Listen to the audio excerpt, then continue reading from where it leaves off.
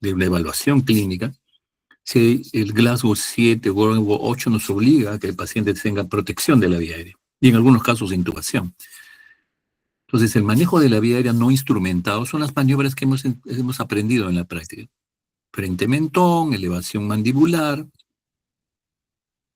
y el instrumentado, que viene a ser el manejo de la vía aérea con la cánula orofaringia y los otros procedimientos que vamos a revisar el día de hoy. Vamos a insistir un poco más, diríamos, un poco más profundo, un poco más analítico cada uno de el manejo de la vía aérea instrumentado, de tal manera que vamos a ver. ¿Ven bien la presentación?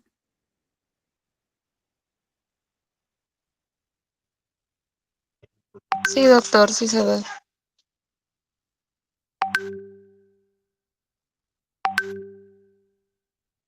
Ya.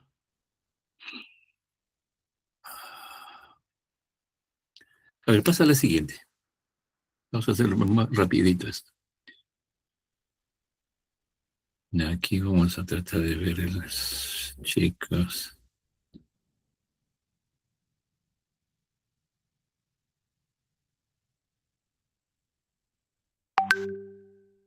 Catherine Miller lo está presentando.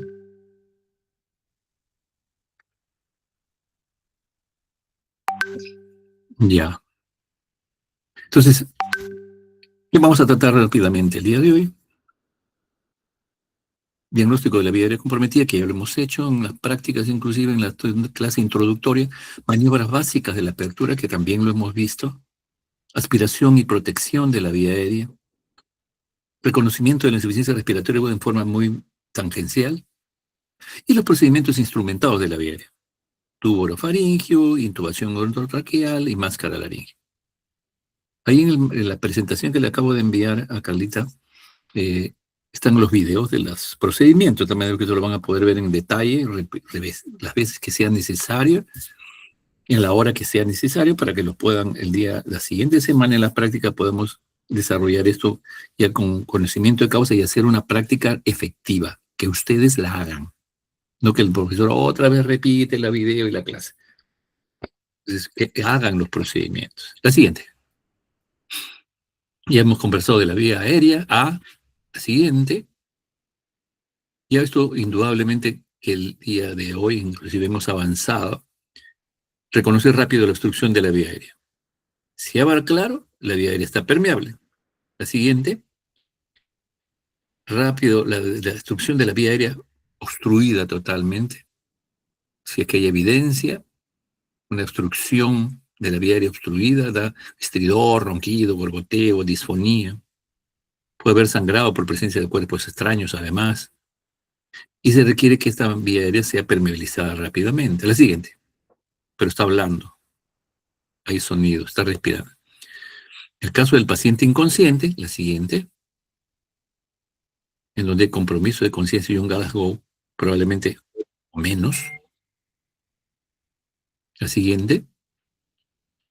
Ya ustedes han revisado las maniobras básicas de la apertura vía aérea. Extensión y elevación del mentón, o sea, frente, mentón, sin trauma, y la tracción mandibular en caso de trauma, cogiendo el ángulo mandíbulo del arco cigomático y el arco mandibular inferior.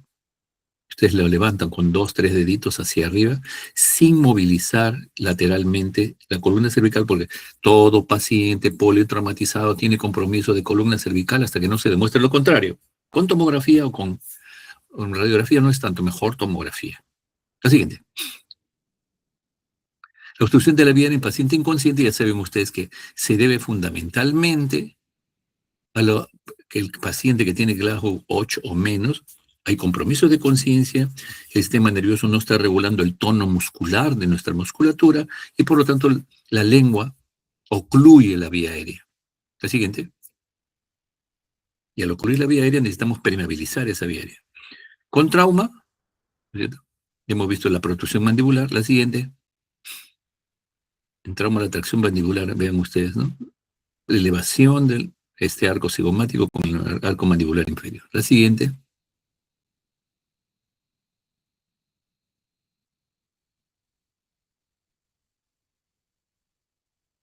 Las maniobras de apertura vía aérea, ¿no? Nuevamente, miren cómo apoya el pulgar, ligera apertura boca y protruye la mandíbula hacia adelante, sin mover la columna cervical, ¿cierto?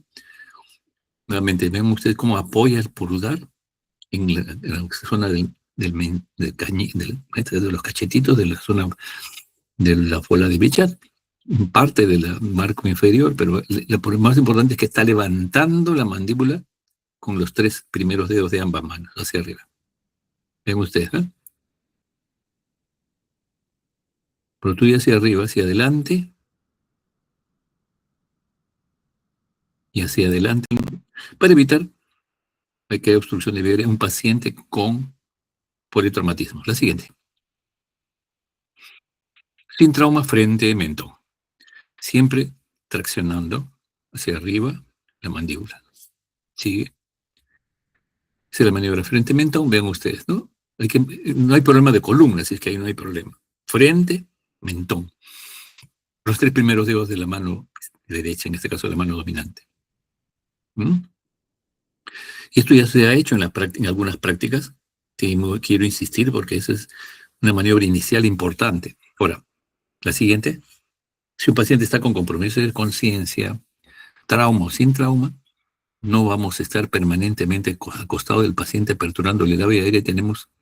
Necesitamos un manejo instrumentado de dicho permeabilización. La siguiente.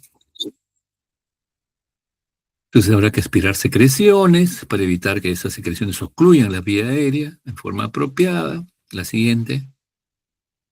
Hay una serie de sistemas de aspiración, gonco, sistema portátil, el sistema de aspiración con bolsa cerrada como este, pero fundamentalmente la idea es evitar la broncoaspiración, evitar que esté jugando algún rol las secreciones, el moco o algún cuerpo extraño que inusitadamente puede uno encontrar.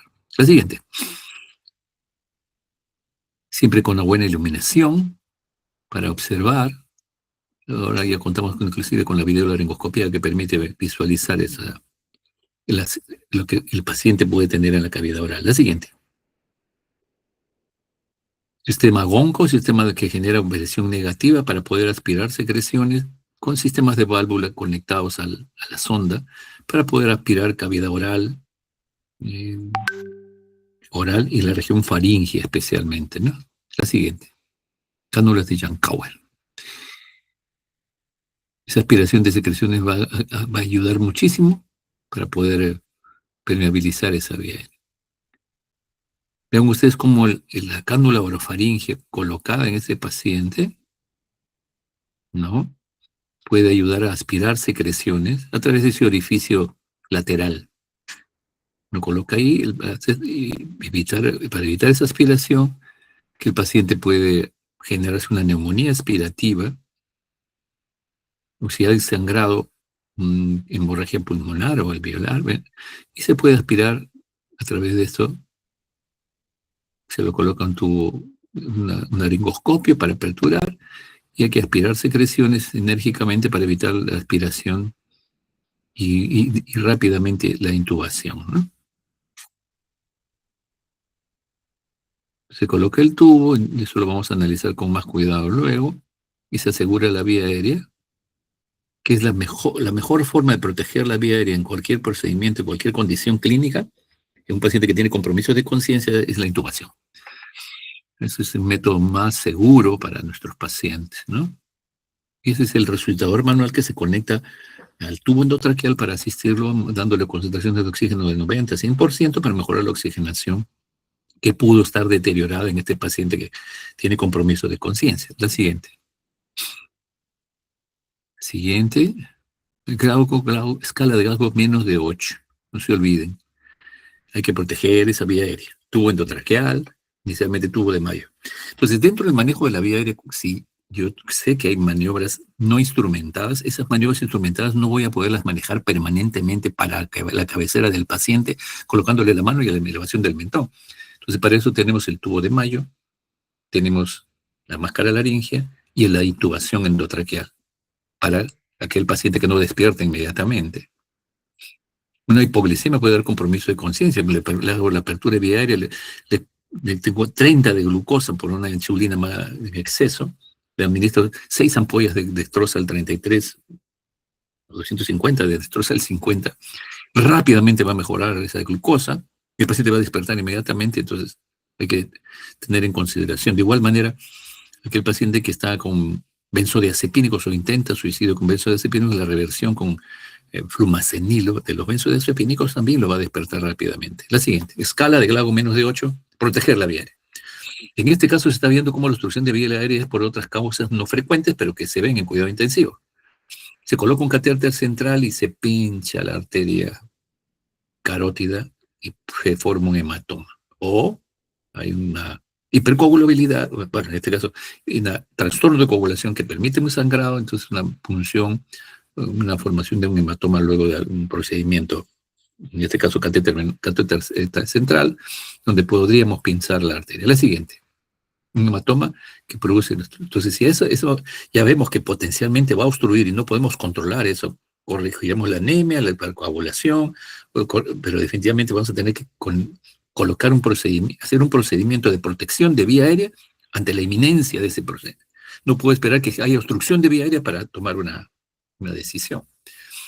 De igual manera, también otras causas en pacientes que sufren quemaduras, en incendios, en trabajadores de algunas labores, por ejemplo, de el lavado de pailas gigantes ahora en los restaurantes con ciertas sustancias que pueden ser abrasivas y que generan, en el caso del incendio, quemaduras de la vía aérea, abrasiones, sustancias abrasivas para lavar y lo ponen con agua caliente y el vapor de esas sustancias abrasivas generan quemaduras de vía aérea y que a veces el paciente genera insuficiencia respiratoria y hay una serie de problemas de quemadura de vía aérea que termina con una broncoscopía en donde se visualiza pues quemadura de toda la mucosa traqueal, por ejemplo.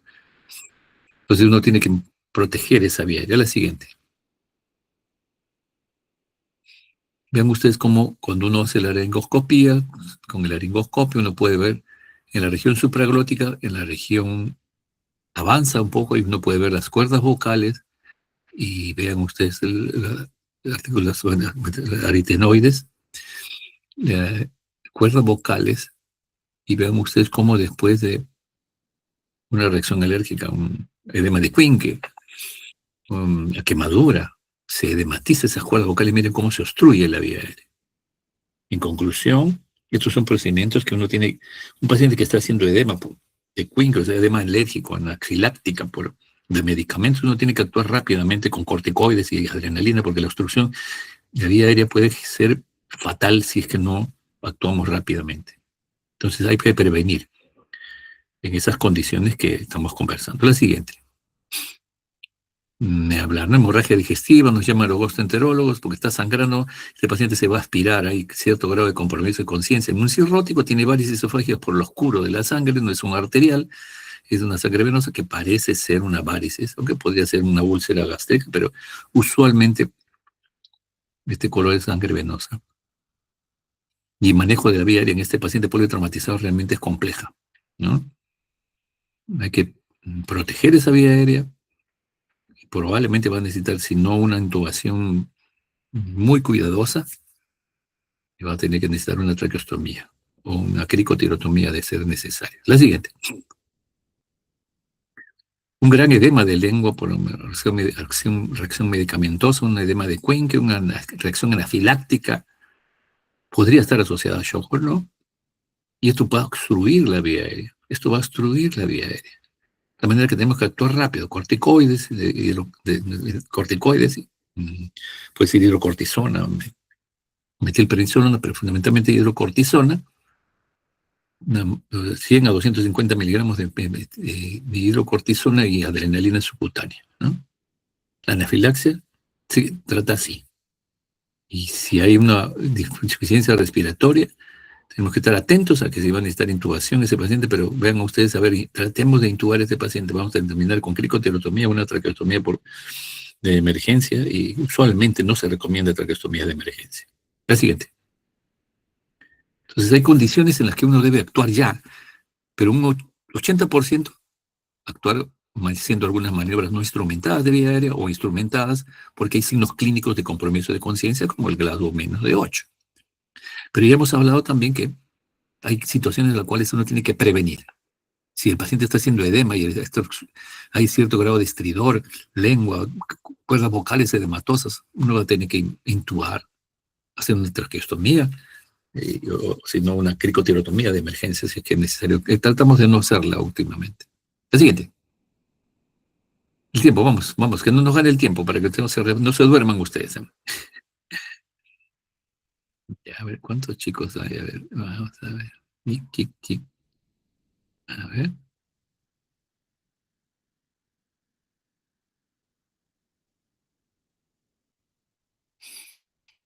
No veo, mire.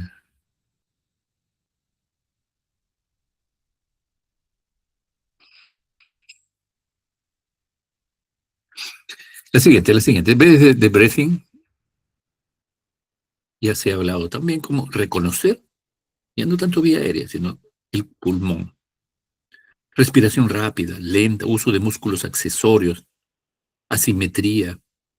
Si un paciente tiene neumotórax o tiene atelectasia de un pulmón, el electroemitor contralateral es el que va a compensar. Una respiración paradojal, cuando hay fracturas de costilla, a la inspiración se colapsan el tórax. Aleteo nasal, cianosis, deterioro de conciencia.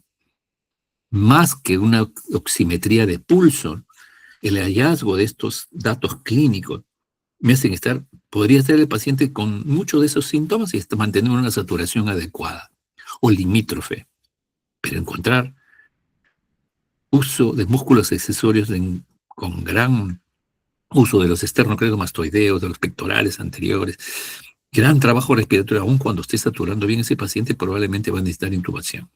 ¿Qué es lo que ha pasado en el COVID? ¿No? Se colocaba una cánula de alto flujo, no mejoraba, la frecuencia respiratoria permanecía alta, y habría que intubar a ese paciente si no mejoraba en 4, 6 u 8 horas con un índice de Rey. Un dato interesante es que lo que tenemos que saber es que, hablando ya de insuficiencia respiratoria senso estricto, este patrón respiratorio de respiración rápida, con uso de músculos accesorios, se sabe ahora que lesiona más el pulmón. Es decir, si el paciente tiene una insuficiencia respiratoria por una neumonía bacteriana, lobar, del lobo superior derecho, una neumonía viral que compromete ambos campos pulmonares con un patrón en vídeo esmerilado que ustedes los han visto en las tomografías del COVID, ese trabajo, además de la inflamación generada por el virus, la respiración de uso de músculos accesorios genera grandes presiones pleurales negativas y genera una gran presión transpulmonar que lesiona y genera más lesión a nivel de la pared alveolar. Por lo tanto, tenemos que rápidamente corregir ese patrón respiratorio anormal. Sí que lo podemos corregir con cánula, con máscara de Mercerborio, con cánula de alto flujo, y si no, se corrige rápidamente, intubación, sedorelajación inclusive usamos. Eso lo vamos a ver en insuficiencia respiratoria, pero es importante insistir que la insuficiencia respiratoria no solamente es desencadenada por un proceso inflamatorio viral, bacteriano, micótico, es tuberculoso, sino también problemas de politraumatismo y que la respiración rápida y que el uso de músculos accesorios genera más lesión generado por el mismo procedimiento, ¿no? Entonces eso lo vamos a ver en una charla especial. La siguiente. Vamos. ¿Cómo reconozco? Habla entrecortada, si hay sibilantes. Si hay sibilantes, generalmente es asma o un POC. O a veces sibilancias unilaterales, un embolia pulmonar también puede haber. Roncantes, respiración ruda por mocos, secreciones, inflamación de la vía aérea. Crepitantes, cuando uno dice crepitantes, habla de proceso intraalveolar. Y eso puede ser cuando el alveolo está ocupado, genera crepitación, porque hay agua, edema pulmonar, porque hay pus, neumonía, porque hay sangre, hemorragia alveolar, o alguna sustancia adicional que puede haberse aspirado. Lo crepitante es que hay un contenido alveolar, pero que va a ser dependiendo de la historia del paciente, que puede ser ese crepitante. Los estertores, por eso son estertores más por una fibrosis pulmonar. La siguiente. La saturación es importante, pero la hipoxemia no siempre es evidente. Sí, pues en el COVID se ha demostrado de que los pacientes con raza negra la saturación no reflejaba adecuadamente, reflejaba falsamente una saturación más alta de la que realmente tenía el paciente. En conclusión, una muestra de gases arteriales es la que va a definir esa diferencia racial y diferencia en la condición clínica del paciente. Comparando todos los gases arteriales con la saturación de los pacientes, encontraron que la raza negra tenía un valor anormalmente más alto de saturación y que los gases arteriales tomados reflejaron una presión arterial de oxígeno más baja. La siguiente. Vamos, vamos muchachos, vamos Catherine, antes que te duermas. La saturación, bueno, vean ustedes la frialdad distal, en este caso la cianosis distal, la cianosis central de la mucosa oral. Siempre nos habla de que hay hipoxemia, cianosis, que puede ser hipoxemia más hipercapnia, eso vamos a ver después. Pero el cuadro clínico, más estos datos de saturación, y una frecuencia respiratoria incrementada, más de 28, 35 respiraciones por minuto, y taquicardia nos habla de una probable insuficiencia respiratoria. La siguiente. La siguiente, vamos a pasar esto, ustedes lo van a revisar. Entonces, cuando un paciente está con insuficiencia respiratoria, vamos a tener que colocarle una cánula binasal, no más de 5, no más de 6 litros, porque no va más de 0,40 esto. Esta máscara simple no va a dar más de 0,50. Una máscara de Venturi también. Esto se usa más en pacientes con EPOC porque da una concentración de oxígeno más fija. Mientras que esta concentración de estas máscaras depende de la frecuencia respiratoria y del compromiso pulmonar previo, el paciente que tiene EPOC con esta máscara más, en este caso una máscara de Venturi con un controlador de fricción de oxígeno más estable, el paciente que especialmente que es retenedor crónico no debe recibir concentraciones altas de oxígeno y lo vamos a ver después. Y luego la máscara Mercer. Estos son tratamientos para la insuficiencia respiratoria aguda asociada a hipoxemia o hipercapnia. La siguiente, que lo vamos a ver más adelante. La siguiente, eso sí, necesitamos cuando manejamos pacientes críticos en emergencia, y eso ustedes cuando vayan al internado y van a hacer guardias en emergencia, se van a ir entrenando progresivamente. Siempre júntense con la persona de más experiencia en el manejo de vía aérea cuando quieren dominar ese tema, pero en la institución que maneja pacientes van a necesitar que tengan resucitador manual, para la insuficiencia respiratoria, tubos endorotraqueales, otro resucitador manual, estetoscopio, laringoscopio con buenas pilas, ¿no? Eso vamos a ver también después. La cánula, ¿no? En este caso el tubo esofágico que se coloca como manejo de vía aérea, vamos a ver ahora los diversos tipos que hay, ¿no es cierto? De igual manera aquí, un tubo para manejo de vía aérea, tubos endotraqueales de diversos tamaños. Entonces necesitamos, y ya sabemos que los pacientes que tienen insuficiencia respiratoria van a necesitar máscara, cánula nasal, máscara simple, máscara más reservorio o cánula de alto flujo, que no la vamos a ver la siguiente. Que es el maestro Hermenegildo. Siga nomás. ¿Cuáles son los dispositivos? El nasofaringio, dispositivos supraglóticos, donde está la máscara laringea. Que hay varios tipos, pero me interesa que sepan que hay una máscara laringea con uno más técnicamente más seguro que el otro. Y el manejo definitivo de la vía aérea, nuevamente, el manejo definitivo de la vía aérea es el tubo endotraqueal. Ocasionalmente la vía aérea quirúrgica, los pacientes que tienen obstrucción de vía aérea superior por quemaduras, por edema quinque ya avanzado que no deja respirar al paciente. Entonces, el manejo definitivo en la mayoría de casos es la intubación endotraqueal. El siguiente. Cánula orofaringe ya lo hemos revisado, ¿no? Es una cánula que la colocamos cavidad oral para levantar la lengua que ocluye la faringe por esa flacidez generada por el compromiso de conciencia, grado menos de 8, y que genera flacidez muscular y por lo tanto genera obstrucción de la vía aérea por caída de la lengua. La siguiente. El paciente puede tener varios motivos, por el compromiso de conciencia, porque está sangrando, puede haber sangre obstruyendo la vía aérea, y tenemos que estar atentos a manejar esa vía aérea para que no haya un paro cardiorrespiratorio. La siguiente. Eso es lo que acabamos de ver, una vía aérea. Se le coloca a ustedes el tubo de mayo y eso levanta. La causa más común de, si uno coloca un tubo de mayo, tubo orofaringio, eso levanta y permite la permeabilización, impide que la lengua caiga obstruyendo la vía aérea y por lo tanto genera una mejor ventilación, va a permitir aspiración a través del orificio interno y va a impedir que haya una obstrucción de vía aérea muy importante. No es la solución definitiva, ya vamos diciendo que el manejo definitivo de la permeabilidad de la vía aérea va a ser la intubación endotraqueal. Porque acá podrías, si no conseguimos las cánulas apropiadas del tamaño apropiado, probablemente se pueda aspirar a nuestro paciente. La siguiente. Cánula orofaringea, ¿cuándo? Cuando está inconsciente, cuando en un estado posictal, especialmente si ha durado más del tiempo, por ejemplo. Ustedes deben saber que la convulsión, un paciente que convulsione, que toma anticonvulsivantes, puede convulsionar normalmente de 2 a 3 veces por año. Y se despierta rápidamente porque son episodios breves. El problema es cuando ese episodio se demora 5 minutos o hace convulsiones recurrentes una tras otra, eso ya es estado convulsivo, o si hay compromiso de respiratorio,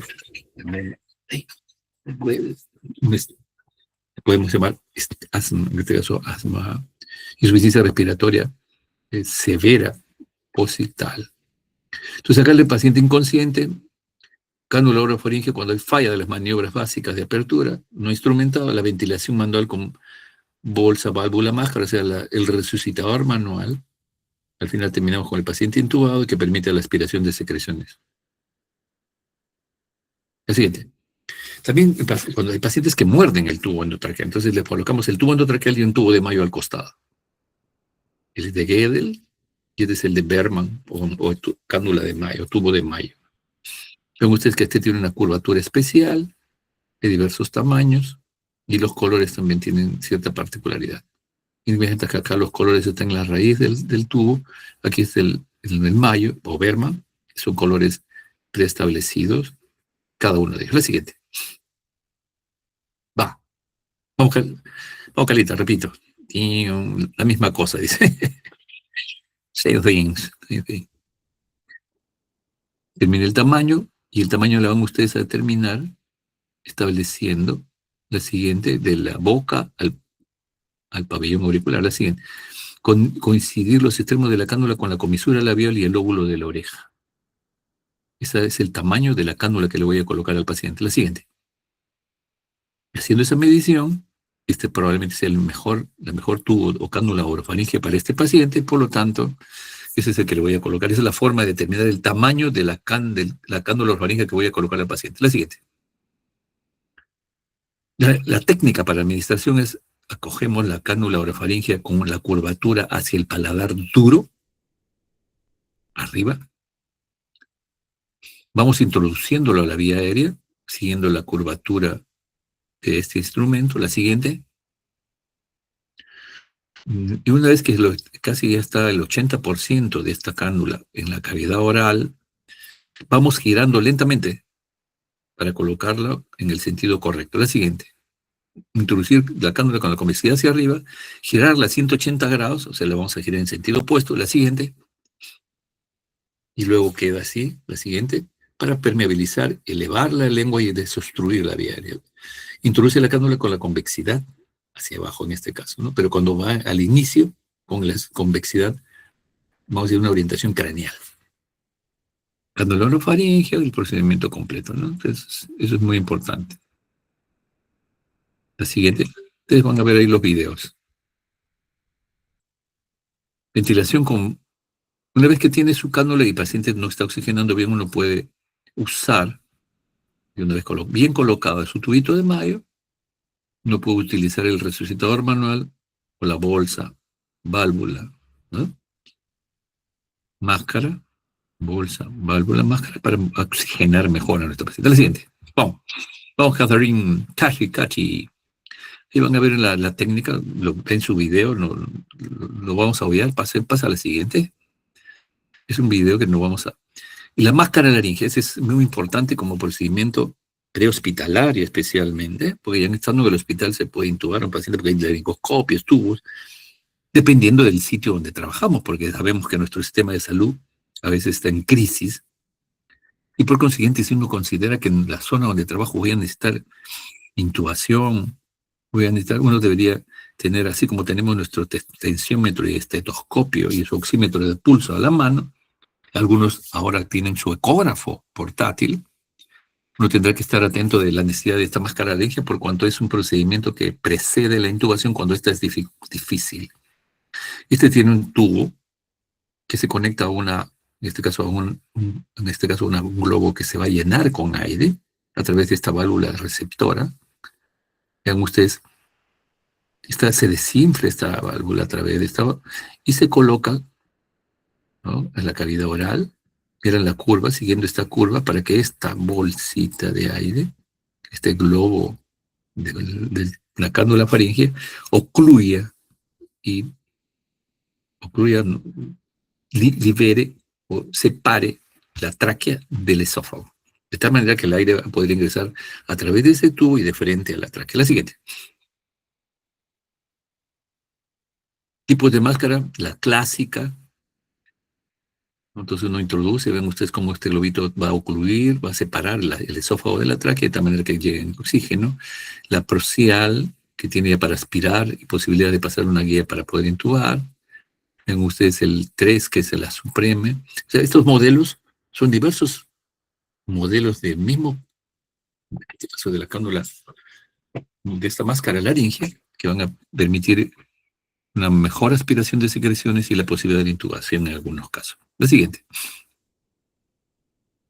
Son alternativa a la intubación difícil, da mantenimiento de la vía aérea permeable, procedimientos cortos, y hay que tener cuidado cuando hay trauma cervical o facial, por cuanto a veces no se puede intubar al paciente y hay que colocar una vía aérea.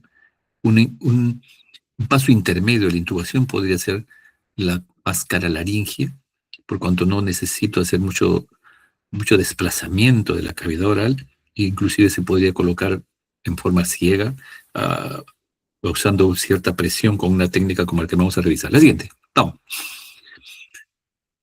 ¿No? Vean ustedes cómo se desinfla el globito. La siguiente. Una vez desinflado el globito, vean ustedes acá. Se ha desinflado. La siguiente. ¿No? Entonces vean ustedes cómo se introduce desinflado a través de la cavidad oral siguiendo la curvatura de la lengua, del paladar blando. La siguiente. Se va introduciendo, usualmente con el dedo índice apoyando en este borde superior por encima del globo, la siguiente. Y se puede colocar la vía aérea, se infla luego el globo para bloquear el pasaje de contenido esofágico hacia la tráquea y que ingrese el aire más fácilmente. Y luego se conecta al resucitador manual también, la máscara laringe. O sea, la máscara laringe es una técnica que puede ayudarnos cuando no tenemos las mejores condiciones para intubar a un paciente. No necesita una técnica especial, sino saber colocarlo adecuadamente, desinflar el balón, colocarlo rápidamente a través de la cavidad oral, asegurar que ha llegado a la tráquea, luego se utiliza el resucitador manual para oxigenar al paciente. La siguiente. Esta es la máscara de energía Fast Track. Vean ustedes, se desinfla el globo, ¿no? Y acá se puede aspirar secreciones también. Y se pueden colocar y se puede realizar una intubación también. La siguiente. Máscara laringe Supreme, ¿no? Vean ustedes cómo se introduce por el paladar blando y esto ocluye la tráquea, ¿cierto?, y el esófago y lo separa ambas estructuras para que no haya aspiración generalmente. La siguiente, máscara laringe. Desinflado, paladar blando, se introduce y una vez colocado se conecta al resucitador manual. La siguiente, ¿no? La siguiente, proxial.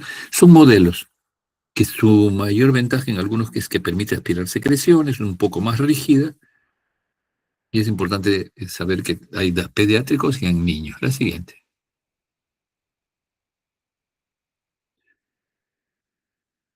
A ver, sí, hay diversos tamaños, adulto, medianos, es tamaño 3, para un peso de 30 a 50 kilos, ¿no es cierto? Y el tamaño 3, el tamaño 4 es un poco más grande. Es una línea para ver radiopaca, para verlo a través de una radiografía. ¿Mm? Hay que desinflar el CAP, igual, para colocarlo a través de palabra blanda y se introduce y luego se infla el VAC para poder asistir a la paciente. La siguiente, vamos. Esto ustedes lo van a ver con tranquilidad. El método para asegurar la vía aérea es la máscara laringea, no. Máscara megacervorio, no. Cánula, no. Es la intubación endotraqueal. Intubación clásica, indudablemente debemos desarrollar y tener un buen laringoscopio con luz cuando ustedes vayan a su guardia en el internado. Siempre personas donde están las enfermeras jefas y les dicen, disculpe señorita, hoy día estoy de guardia y quería saber el coche de paro. Ahí está, señor, ahí está doctora, una preguntita porque la vez pasada me ha sucedido una experiencia. ¿Está con pilas funcionando? ¿Me la permite ver, por favor? Porque a veces no hay pilas. Y cuando ustedes tienen que intubar, ya tránqueme la laringoscopio. Hoy se van a sentar a sentir sobrados de poder colocar. Y cuando encienden el laringoscopio no hay luz. No tiene pilas, se han agotado. Y encima, entonces, no me puedo intubar. Tráiganme, por favor, una máscara laringea. No tenemos, doctor. Entonces, es una situación complicada que tenemos que prever. Que si tiene un coche de paro donde usted tenga laringoscopios, varios tubos, sonda de aspiración, idealmente máscara laringea para poder entender que hay una intubación difícil. La siguiente. Eh, Esto fue cuando se decía era COVID, ¿no? Una serie de procedimientos que era complicado, pero sí nos hace recordar estas diapositivas de que lo primero es la seguridad. Es decir, todos estos procedimientos lo pueden hacer un paciente grave, siempre y cuando ese paciente no se haya suscitado una emergencia por electrocución, si no se haya realizado alguna emergencia porque estaba ahogado a nivel del mar, hay que sacarlo del mar para poder hacer maniobras. Tercero, cuando hay fuego, no se apersonen, porque ustedes, que son líderes del equipo de trabajo, tienen que proteger a la enfermera, a los técnicos y al resto de sus colegas, por cuanto el incendio, o a través de un tiroteo, no se les ocurra hacer el ABCD en pleno tiroteo hasta que la policía no dé una zona segura, hasta que los bomberos no aseguren la pista donde ha ocurrido el accidente, porque se pueden exponer a atropellos, a accidentes graves, y ustedes tienen que actuar en el momento que se generen las mejores condiciones porque ustedes son un personal valioso para el país, valioso para sus familias y valioso para los pacientes que van a atender. Y este entrenamiento que están recibiendo, no solamente por el curso manejo del paciente crítico, sino en general, porque ustedes van a ser profesionales del sistema de salud del Perú, del seguro, de la actividad privada de MINSA, y ustedes son valiosos. Por consiguiente, tienen que protegerse y el ingreso a una zona segura es lo más importante. Si hay electrocución, no entro. Si hay terremoto, hasta que no esté segura la zona. Si hay un incendio y balas, policía y bomberos tienen que darnos el pase. El siguiente. El laringoscopio, ya hemos visto, tiene que tener encendido, este foco tiene que funcionar, tiene que tener pilas adecuadas. Gracias a Dios ahora hay posibilidad de un laringoscopio para colocar el tubo endotraqueal, pero con cámara, o sea, video laringoscopio. O sea, ahora ya podemos ver. Gracias a Dios no están tan caros ahora, de manera que se puede comprar, las emergencias pueden comprar un video laringoscopio para una intubación con menos dificultades y más segura para el paciente. La siguiente, pasa a la siguiente. Entonces ustedes van introduciendo el laringoscopio y van viendo ahí dónde está.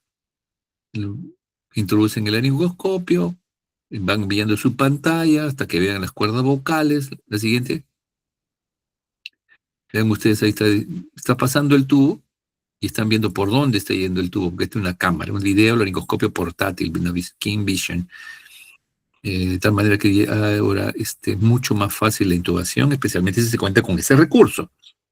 Entonces la intubación es un procedimiento que asegura la vía aérea, y que ahora con el videolaringoscopio debe permitirnos que haya menor cantidad de vías aéreas difíciles, porque hay pacientes con vías aéreas muy difíciles que necesitan videolaringoscopio y algunas maniobras un poco más complejas que eso lo van a estudiar cuando hagan anestesiología.